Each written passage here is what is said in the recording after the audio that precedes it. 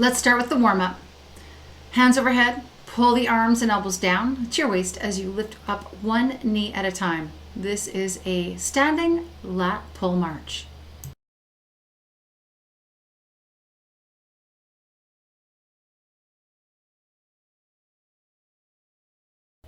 Moving on to side reaches to open up that side body. Reach long through those fingertips, straight out to the side as if reaching overhead to something beside you, and tap the opposite foot to the floor each time.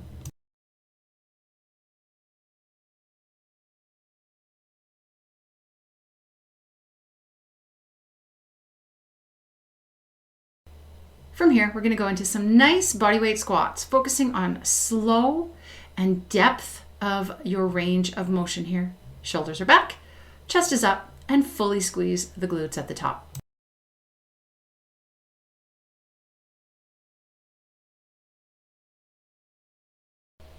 Moving into some walkouts and some shoulder and hip mobility here.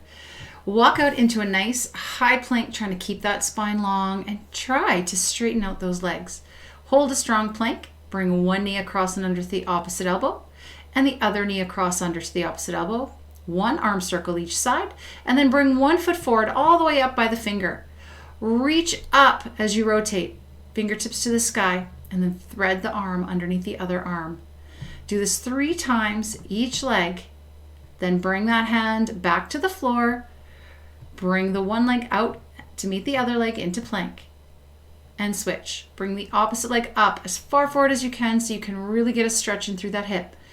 The same arm as the bent leg moves up, rotates up to the sky, and then under on the floor underneath the other arm. Do this 3 times and then bring that arm back to the floor, back into plank, and then this time walk your feet up to your fingers.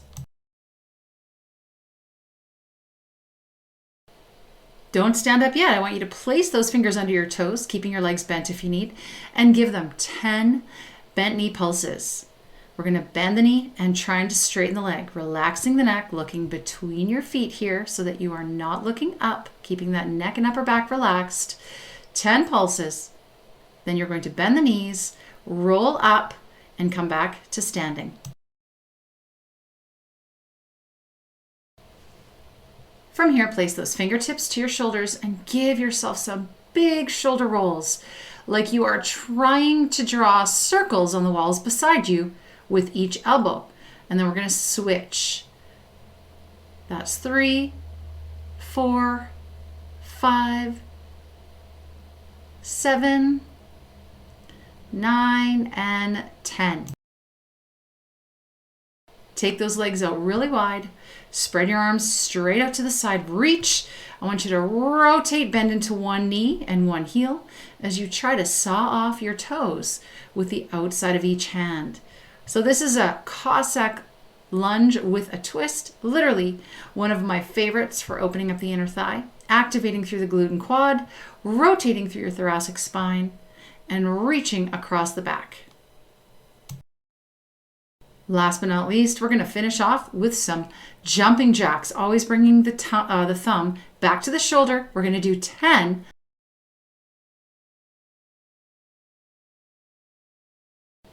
There are 5 strength exercises in this workout. What you want to do is watch each of the demonstrations. Then you can press pause and do the rep range indicated. If you're going heavier, stick to a lower rep range. If you're going lighter, stick to a higher rep range. Then move on to the next. Take 30 to 60 seconds, rest between each movement. And then once you've finished all 5 back to back, rest for 60 to 90 seconds and repeat it 1 to 2 more times through. Have fun. You can do these deadlifts with dumbbells if you don't have a barbell. Make sure you keep those arms pushing towards your legs the whole time. Long spine, head in line with back. Try not to look up in front of you. That's going to hyperextend the neck, but keep that spinal alignment here, pushing back out of the heel, soft bend in the knee. You should feel your hamstrings stretch on the way down, activating hamstrings, glutes, and muscles along each side of your spine. On the way up, do not let those arms get too far away from your body.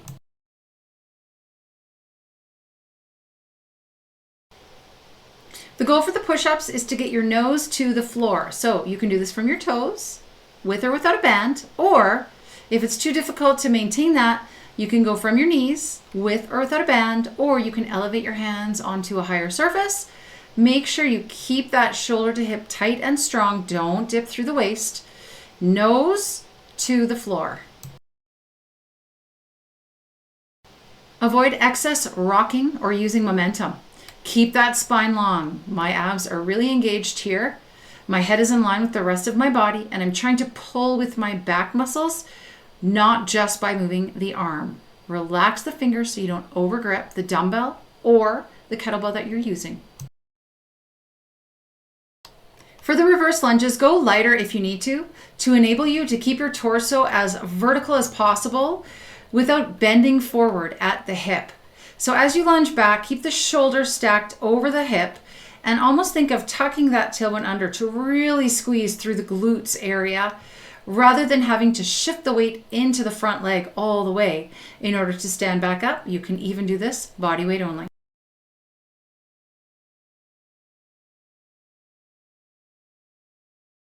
For the lateral raises, choose a weight you can control and that you can keep your elbows slightly soft. You want to be able to see your hands in your peripheral vision so that you're not going directly out to the side, but rather just slightly in front of your body.